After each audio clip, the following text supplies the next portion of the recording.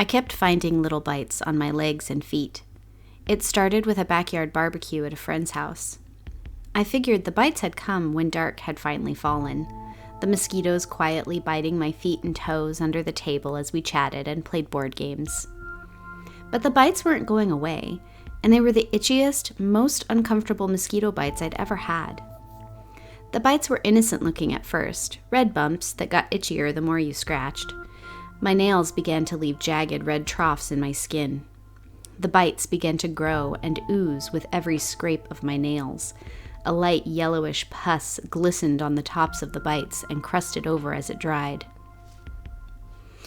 I cut my nails down to stubs and bought the largest tube of itch cream I could find. More of these bites started appearing on my knees and legs over the next 2 weeks. It became clear the bites had not come from the backyard barbecue. I thought maybe there was a bug in my bed. I stripped the sheets, including the mattress cover, and put it all in my washer. Suspecting bed bugs, I inspected the mattress carefully, but found nothing. All the while, I was slathering my bug bites with itch cream and trying not to scratch. I couldn't go to work. I couldn't even watch a movie in its entirety. These bites were excruciating. I thought about going to see a doctor, but I couldn't get an appointment for at least 2 weeks. I scheduled it anyway and kept applying the itch cream. My cat had stopped sleeping with me at night. It was odd because she always had, curled up, purring on the pillow next to mine.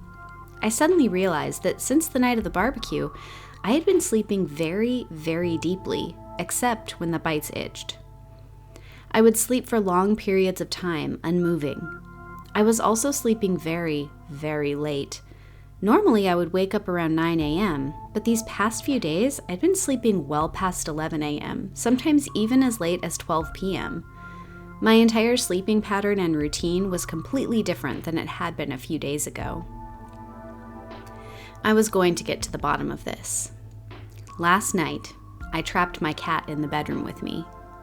She pressed herself against the door, meowing to be let out. I had downed 2 cups of coffee around 6 p.m. in the hopes that I wouldn't sleep as soundly that night. I wish I hadn't. I made a terrible mistake.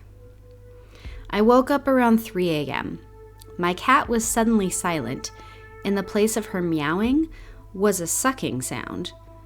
I bolted upright in bed and flipped on the lamp on my bedside table. The cat was lying on the floor, and hovering over her was a mosquito the size of a small car. I let out a cry, and the thing looked up from my cat. It hissed and flew towards my open bedroom window. It squeezed out and buzzed away into the night. Even though the thing was gone, I still heard an ominous buzzing, like a mosquito buzzing next to your ear. My bed covers moved a bit, and I pulled them back in alarm. There, buzzing around my legs, were dozens of mosquitoes. All were around the size of a sparrow. I squealed and jumped out of bed, kicking a few on the way out. One was attached to the back of my knee, and I swatted it away. It buzzed back to its companions lazily, fat with blood. I scooped up my kitty and bolted from the room, closing the door. The window was left open, I knew that, but I shoved a towel under the crack of my bedroom door, hoping none would escape into the rest of my apartment. I wrapped my cat in another towel, placed her in her travel crate, and rushed her off to the vet. She's okay, she lived, but refused to go back to the apartment. I don't blame her. We'll be moving next month. In the meantime, we're staying with my parents. My bug bites still aren't going away.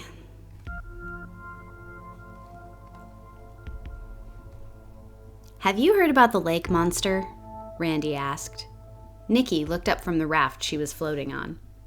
Huh? She asked. There's a monster in this lake, Randy said. Nikki rolled her eyes behind her mirrored sunglasses. Okay, sure thing, dumbass, Nikki replied. Randy swam closer to her raft, and Nikki's body tensed. Randy had flipped her raft at least once a day this week. Mom had told him to stop, to leave his older sister alone, and let her enjoy the family trip to the lake. The only reason they were able to come in the summer instead of the fall this year was because of the pandemic. Someone had canceled their reservation, and Mom's name was first on the wait list. "I'm being serious. Someone told Dad and me while we were at the store yesterday," Randy protested. "Whatever, dude. You probably weren't listening or didn't hear them well enough because of their mask." Nikki shifted from her back to her stomach. Randy was treading water next to her. "I could hear him just fine, and I was listening. That's how I know." "Dumbass," Randy said. Nikki propped her head on her arm and pushed her sunglasses to the top of her head. "Okay, what did they tell you?" Nikki asked. Randy's eyes lit up. His 16-year-old sister often brushed him off or outright ignored him unless he found some way to irritate her. "Okay, so there's a monster in this lake, but as long as you stay in the swimming area, it's fine. It's okay to take a boat out too and do skiing and stuff, but once it gets dark, the monster gets annoyed by the water activity, so it'll come and grab you. The guy didn't say if he eats you or just drowns you, but some people haven't ever been found," Randy said. Nikki scrunched her nose. "Really? That's an awfully particular monster. Sounds like a freaking hall monitor." Nikki lay her head back down. "Do you really believe that, Randy?" "I don't know," Randy said. But he did know. He did believe it. He just didn't want Nikki to make fun of him. "But it's better to be on the safe side, right?" Nikki again rolled her eyes, and a psh sound escaped her lips. "You're so gullible, Randy," she said, sitting up on her raft. She began to paddle with her arms. "What are you doing?" Randy asked. "I'm going past the swimming barrier with this wimpy inflatable raft to show you there's no lake monster," Nikki said. "You're 13 years old now, dude. You should be a little less naive." "Come on, Nikki, don't," Randy said. "It's fine, Randy. If you're so worried, go get Mom and tell on me. I'm going to meet the big bad lake monster." Nikki laughed. "I'm serious," Randy squealed. Nikki shook her head and dove over the floating buoys that marked off the swimming area. She pulled her raft over and floated on it, just beyond the buoys. "See," she shouted, "nothing is happening. The worst thing is one of those boats or jet skis could come too close and hurt me. That's why the barriers are here, not because of a monster." She crossed her arms and looked smug. Suddenly, her raft bumped up as if Randy were trying to flip her again. "What the hell?" Nikki muttered. "Come back! Come back on the other side!" Randy screamed. Nikki looked up as her raft bumped into the air again, higher this time. It slapped back down on the water and Nikki's face went white. "Randy!" she screamed. Below the surface of the murky lake water, she thought she saw a tentacle. She wasn't far from the buoys. Maybe she could leap from the raft to the swimming side. Her raft bumped again, much higher this time. It wouldn't land right. Nikki knew it. She made a split-second decision and threw herself toward the buoys. She landed on top of them and dragged herself across to the swim side. The raft floated down, but was suddenly grabbed and twisted by long black tentacles. It deflated nearly instantly with a loud pop and was pulled under the water. Nikki swam backwards, watching the scene in terror, realizing how narrowly she had escaped. If those tentacles had decided to grab her instead of the raft, she would have been a goner. Randy swam towards her and wrapped his arms around one of hers. "Are you okay?" he panted. Yeah, I'm fine." "Dude, you're pulling me down," Nikki said. Randy let go, and they watched the place where the raft had been. A few bubbles popped on the surface, and one angry, large eye broke the surface. A tentacle came up, pointed at the kids, then back to its eye. It repeated this gesture twice more, then disappeared below the surface.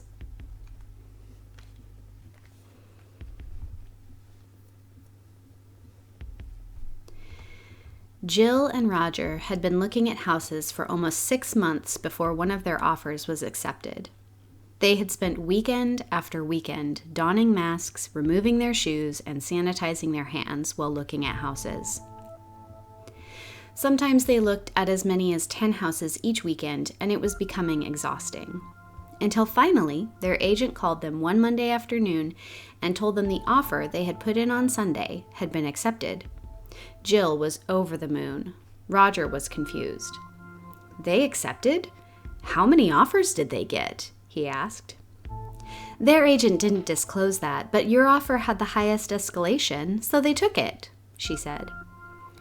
"Our offer couldn't have been the highest," Roger said. "Well, in any case, it was accepted," their agent said. "That's great news," Jill gushed. She, too, was a little confused. The house had come on the market Friday and had an offer review date of the following Sunday, which in her opinion was very fast.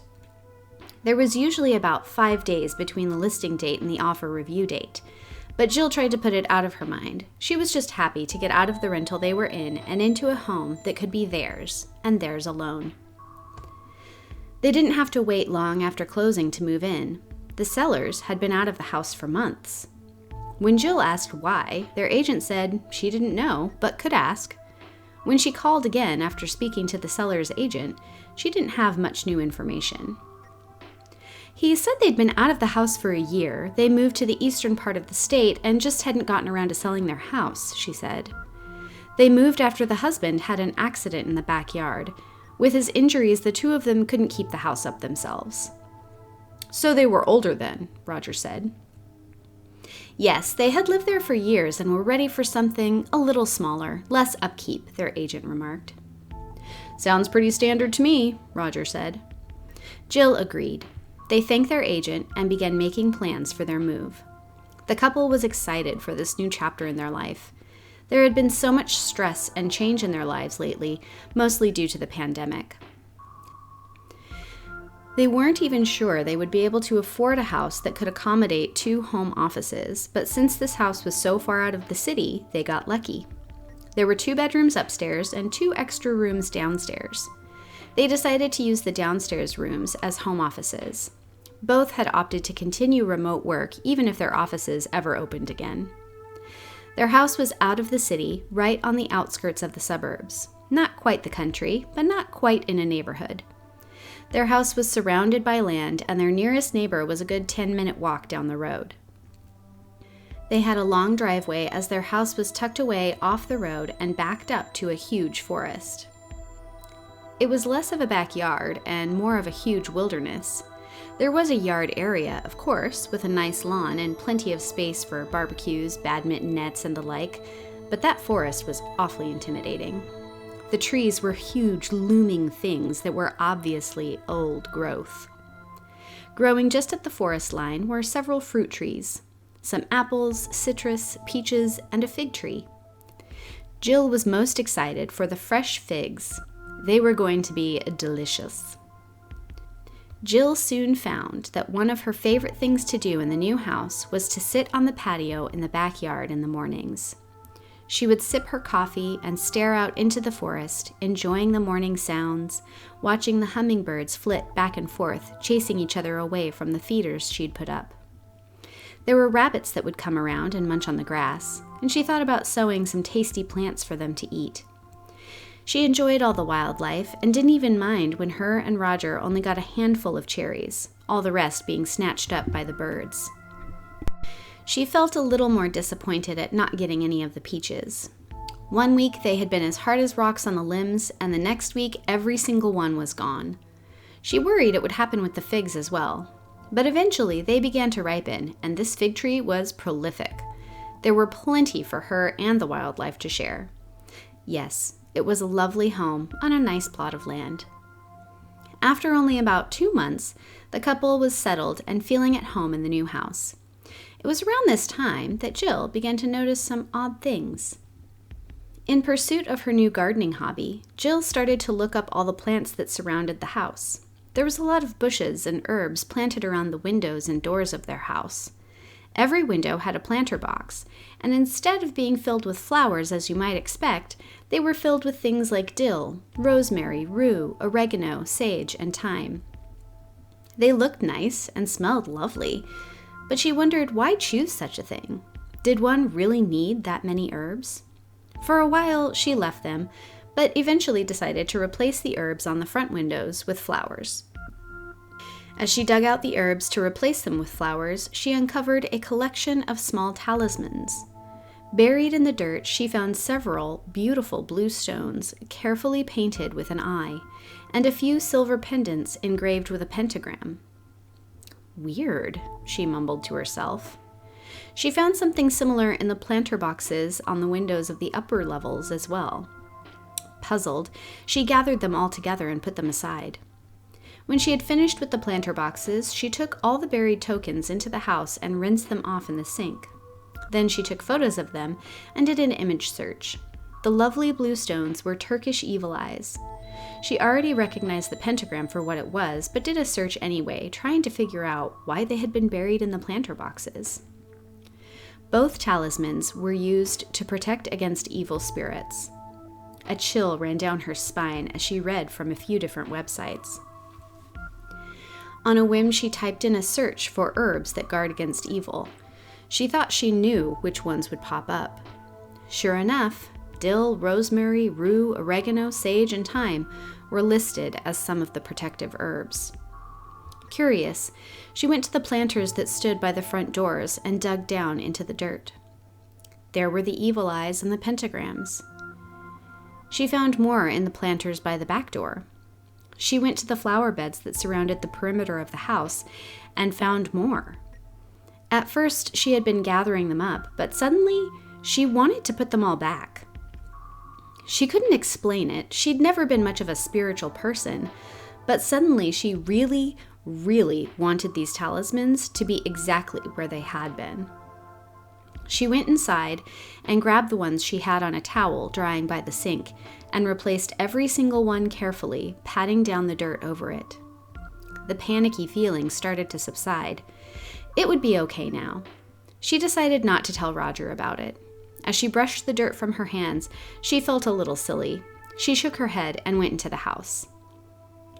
That night at dinner, Roger talked about how he'd taken a little lunch break and did some weeding around the fruit trees outside.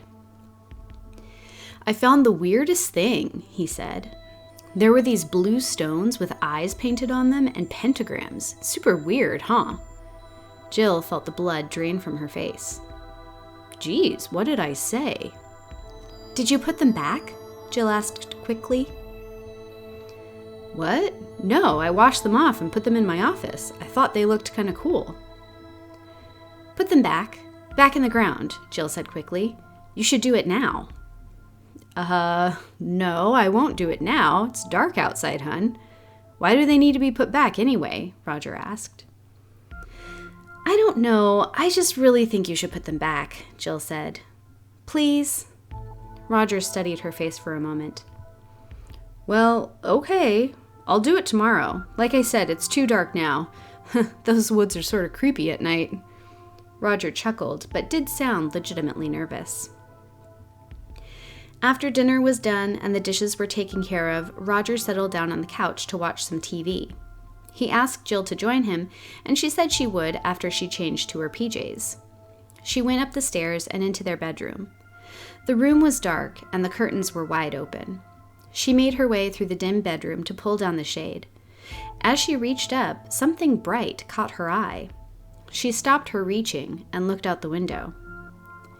There by the fig tree was a human-like figure. Human-like in that it had a head, 2 arms, 2 legs, and a torso, but it was the palest white Jill had ever seen. It was skeletal, and the arms and legs were abnormally long.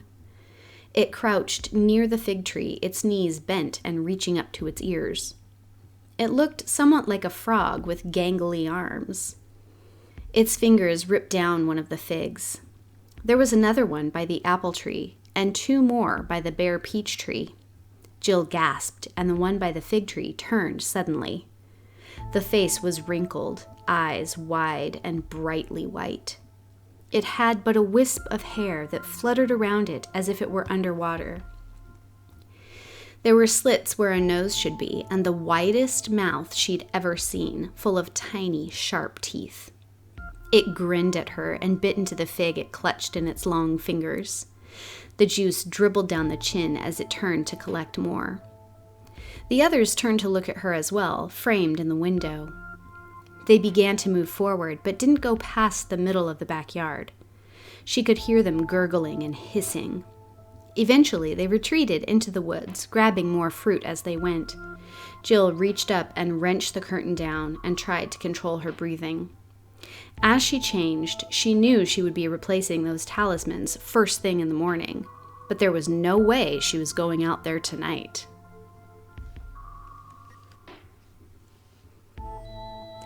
Thank you all so much for listening. I hope you enjoyed these 3 creepy summer stories. If you did, please leave a like, as it really helps out the channel. None of these stories have titles. If you have a suggestion for one, you can leave it in the comments section below. Thanks again so much for listening. If you have a story that you'd like me to read, please feel free to send it to my email listed in the description below. Have a great week, everyone. Bye.